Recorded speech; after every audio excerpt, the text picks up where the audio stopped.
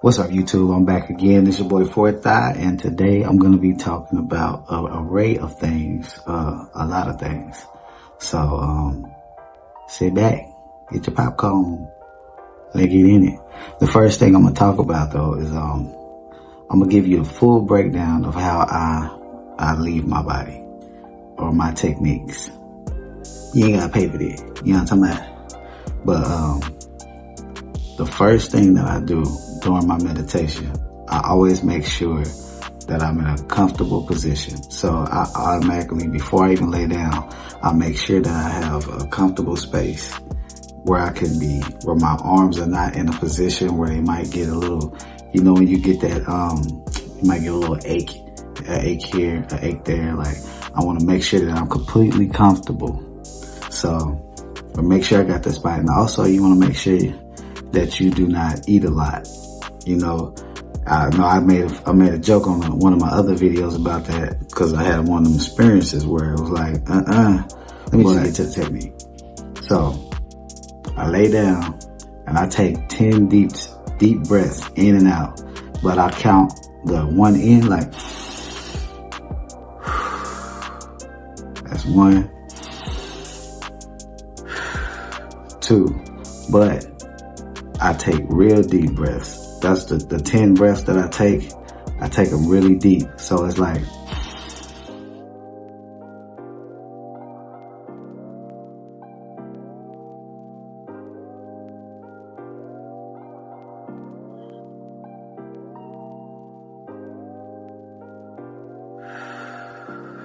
so I'm breathing in and out through the mouth, in through the nose, out through the mouth. And I'm trying to make it as deep as I can. So when I'm blowing out, I'm trying to make sure it's like almost like I'm blowing out every piece of air in my body. So I do that 10 times. And after I get done doing that, I go into mouth breathing. I'm just simplifying mouth breathing. I relax my face and I just breathe out the mouth like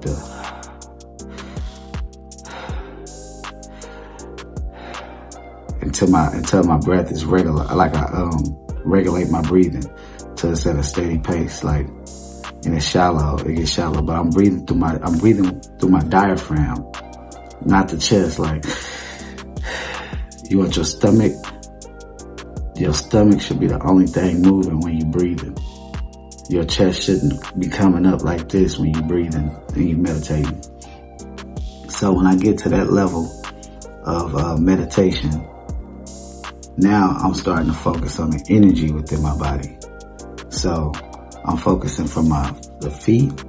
I'm feeling the tingly sensations in my toes until I'm feeling it in my whole foot. Then I'm feeling it going up my legs to my calf muscles, kneecaps, my thighs, to my stomach. I'm feeling it all in those areas until it's coming all the way up my body. Once I get it up, once you start to feel your body getting light, and you feel that, like, where you like your weightlessness. So this other part that I do, this is part of that technique that I taught y'all about when it comes to how I used to trick my body into going to sleep. I trick myself into going to sleep. But this is something that I put into effect like a year ago. I didn't used to do this as a part of my meditation when I wanted to have an out-of-body experience, but I realized that it helped me and it worked for me. So I implemented it into my practices.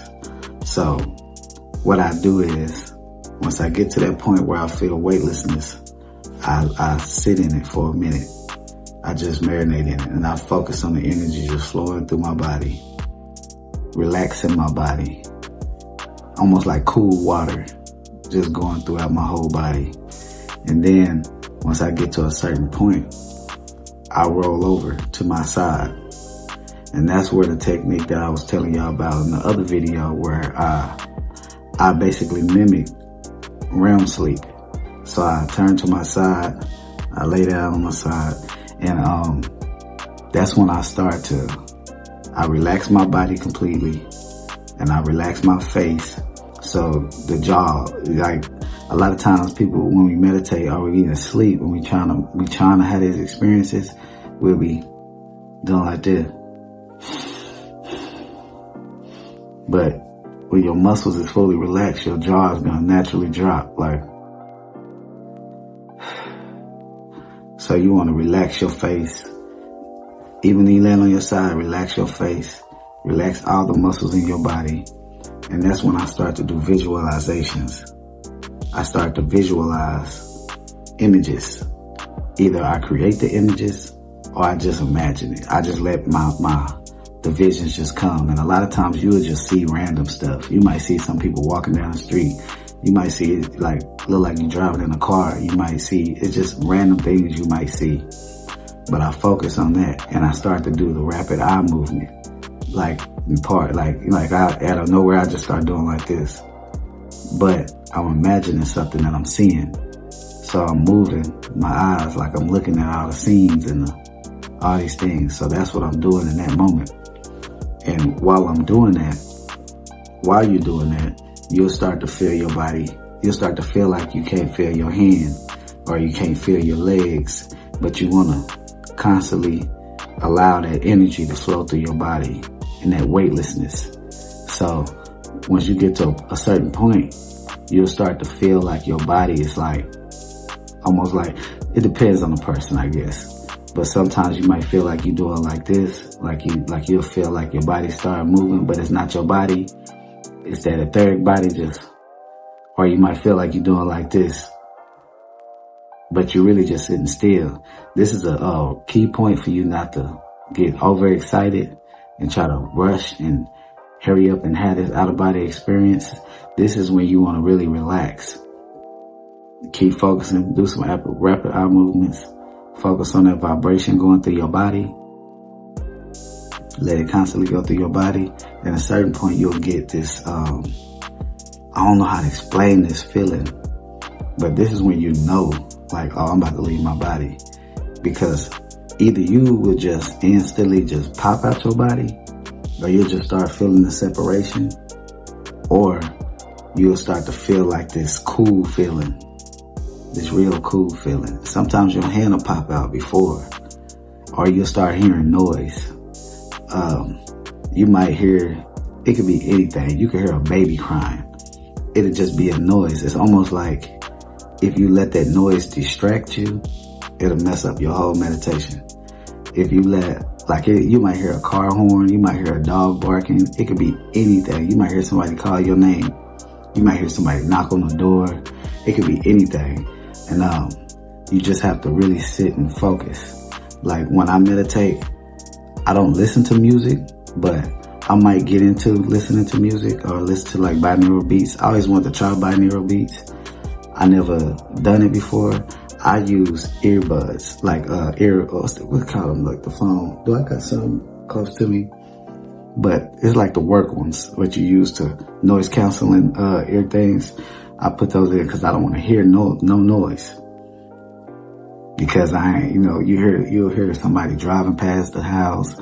You'll hear somebody in your living room get up and go use the bathroom. You might hear anything and it might wake you up. And I'm a light sleeper, especially when you get to that point where you're about to leave your body. It's like you get in this real where you can hear everything and it can wake you up really easy. Just like if you're in a relationship and you laying in the bed and you're trying to do this meditation, you'll get to that point where you're about to leave your body. And if they move a little bit, it messes up the whole thing. So I usually meditate in complete silence where I don't hear nothing. I might have a fan on, that's about it.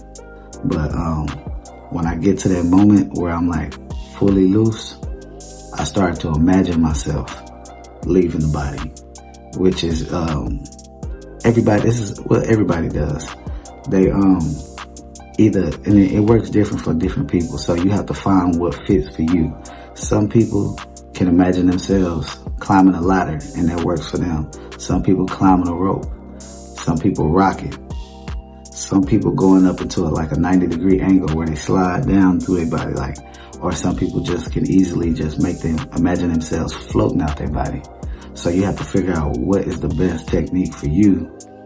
What is easier for you to imagine yourself doing so that you can leave the body. Now, once you leave the body and you get outside the body, Sometimes it might be difficult for you to walk if you get up and you start to walk. Now, if you're flying, if you get up and you just start floating, sometimes you might just start floating in random places. You might just start floating backwards. You might just start going this way. You might go straight through the ceiling. Sometimes you might go up and you might hit the ceiling. It's all different experiences you can have. It's a bunch of different experiences you can have. But if you get up and you can walk, you want to leave that room and get out of there. This is your first experience. Get up, get out of there, get far away, go outside, go fly into the sky. But everything is thought. So to fly, you basically imagine yourself flying. The same way you got out your body through your thoughts, that's the same way you would do to fly. So if you want to fly, you gotta imagine like, oh, I can fly. You can try to jump up in the air, but that's almost like a physical thought. So you want to just imagine yourself flying, and you'll start to float up. But when your mind get off track, say you like, I want to fly. So you start flying and you start getting up and getting up. Now you want to look back down because you want to see where you at. You look back down. If you look down and you focus too much on the houses, you'll start to come right back down because your focus is not on going up. So if you're going up, you want to look up, go all the way up. And you can do that technique that I said in the other video. That's a Robert Monroe technique, the rubber band effect. Imagine the rubber band popping. And you will start to shoot up faster. Sometimes you'll just go real fast like this. Sometimes you'll just go. So, and then see, this video is going to be kind of long. So stick with me because I'm giving you everything. I'm trying to give you everything. Not everything, but everything. So say you come out your body. You float up or you leave the house and there's people there. A lot of times you might, if this is your first experience, sometimes you might come out your body and there's no one there. Sometimes you come out and there's people there. If you want to be able to discern if something is positive or negative, you have to look into their eyes. There's it's like a hazy look that they have in their eyes and I ain't gonna say they're negative because they won't bother you. You just have to mind your business basically. But a lot of times when you come out your body, you won't see nothing that's negative like that. So that's not something you really have to worry about, but you just be prepared for it. But even when you like doing things like, say you come out your body, just look at something. Look at a tree. Look at that tree. Put your hand up, pointed at the tree, and imagine yourself lifting that tree out the ground. And that tree will start to lift out the ground. Look at a car. Imagine yourself lifting that car up. That car will start lifting out the ground. It's almost like you have to connect with the object that you trying to lift up. So that's how you do with levitating things. So if you're ever in a predicament where you need to do something, if you see something that's bothering you, look at them, connect with them, lift them up. And if you want to manifest something, it's a thought. So you have to think of it. If I want a sword, say for instance, I manifest a sword. I think of it. Everything is a thought. So you think of it. Not saying that you're going to need this, but you just have to be prepared just in case. Most of the times you're going to have good experiences. I'm going to just say that. I've had more good experiences than bad experiences. But, so with that being said, that's how I make myself have an out of body. And I left out a part. That part where I said I flip over on my side, that's actually a trick to make yourself fall asleep. Because what happens is when you laying down and you meditating, a lot of times you'll feel like it's something like on your face, crawling on your face. That's almost like your body trying to see if you're asleep. Because if you're not asleep, you're going to do like this. So it's like when you're feeling that itchy part and you're like it's doing that, you have to ignore it. You have to just kind of let it do what it do. Because you'll think it's a bug walking on you. But what the hell is this? But ignore it. And that rolling over, it tricks your body into going to sleep. Because normally when you in sleep mode, like when you get to a certain stage of sleep and you laying down, a lot of times what we do, we'll lay down a certain way.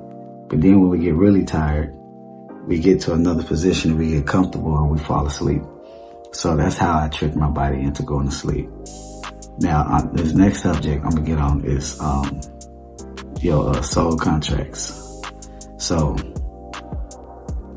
a lot of people don't believe in reincarnation, but reincarnation is real. And a lot of people don't understand. They like, if reincarnation is real, like why would we want to come back to this place? This is not a good place to be. I don't think I want to come back to this place. You have to understand your mind state is different. Once you leave this and you go back, your mind state is going to change. And I ain't saying that you're going to go there and you're going to want to come back, because some of y'all ain't here to want to keep coming back. Some of y'all here to try to help other people leave and not have to come back. Some of y'all are here because somebody you love came and they got addicted to this physical realm, and they just keep going through the cycle. Coming back, coming back, and you can't get them to come back. They're like, come on, I need to get you up out of here. And then a lot of people, they come here to learn.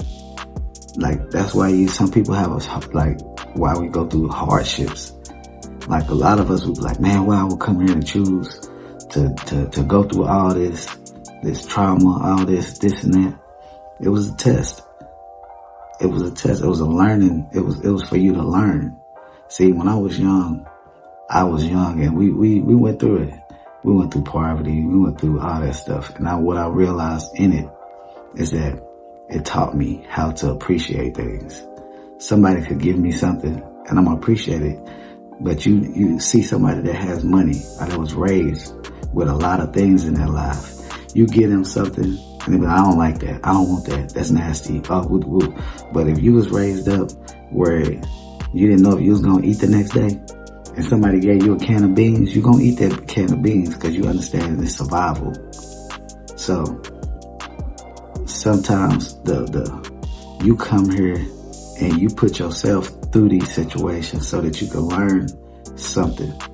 Sometimes it's soul karma. Sometimes you came and you got to deal with some of that karma.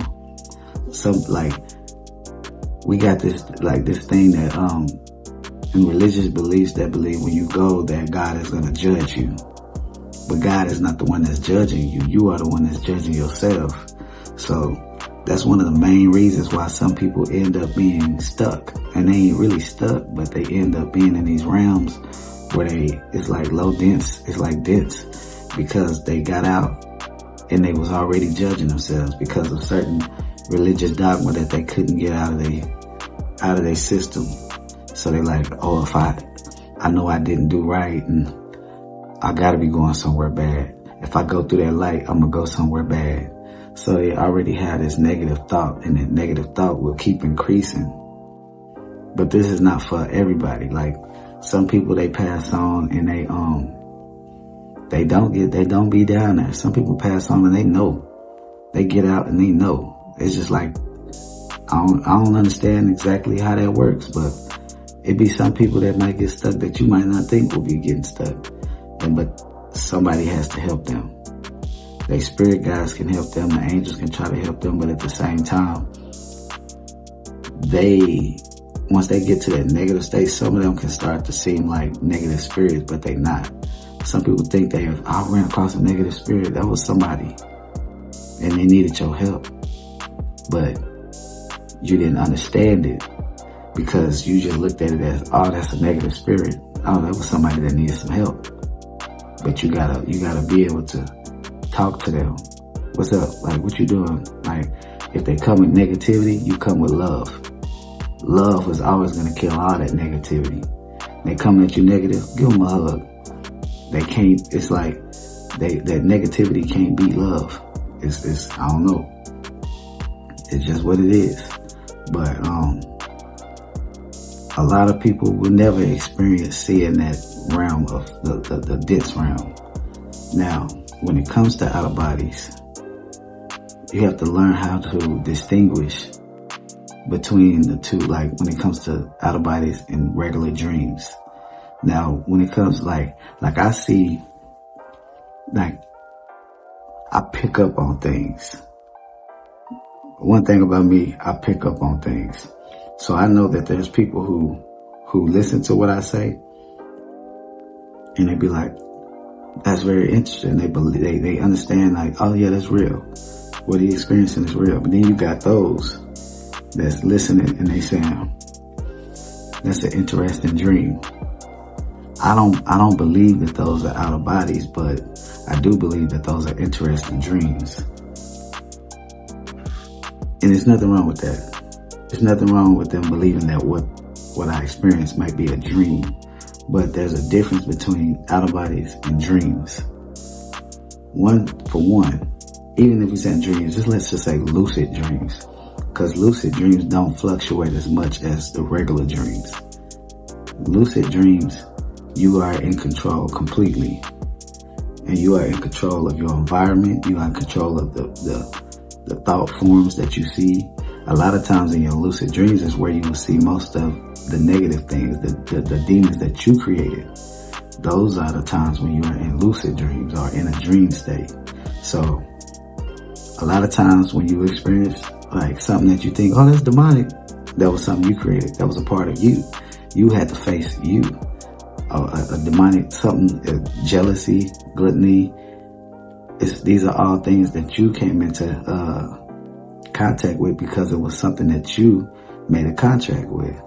Not saying that you just signed your name, but you made a contract when you got mad, when you got upset, and you let that anger build up in you, and you held on to that resentment, and you held on to that anger, and you just couldn't forgive. By you not forgiving, and by you not doing that, you made a contract with your own demons. So when you leave your body, you might see that manifest for you because that's now a part of you because you haven't let it go. So there's a difference between the dream state, because even with those negative spirits that you will see in your dream state, you can make them go away quick. In the out of body, if you see something negative, you might have to fight. I'm just gonna say that. You might have to fight. And it might not be yours. This might just be a whole nother entity. And when it comes to out of bodies, there are so many different types of out of bodies you can have. When it comes to your experience, you could be in an out of body and experiencing a parallel reality. You could be in an out of body and experiencing otherworldly like beings and just other worlds. You can be experiencing past lives. You can be experiencing future lives, but they all run simultaneously. Because time doesn't exist on that side. So a lot of the experiences, people will hear them and they will think that they're just dreams, because what you got to understand about if you experiencing a life, when you're in that, certain things are taken out of the equation. Because when you're experiencing like a past life, you're not going to be thinking about, I'm going to fly out of here. You're going to be living that life. You're going to understand where you at. You're going to understand who's her, who's him, who's they, who is this, where that store at, where the school is at, where your house is at. That's your car. You're going to understand all that stuff because you are experiencing another life of yours, whether it be a parallel or a future life or whatever you want to call it. But you experience that within an out-of-body experience, not a dream state. Now, dream states are important because the regular dreams is like a reflection of your physical life. Things you're dealing with here will pop up within that regular dream state. And if you can pay attention and learn how to decode your dream state, you will be able to fix certain things within your physical life. Say, for instance, if you see a snake, you have to think to yourself, what does a snake symbolize to me? If you see a lion, what does that symbolize to me? If you see this, sometimes another person can't interpret your dream better than you can because you understand what certain things mean to you.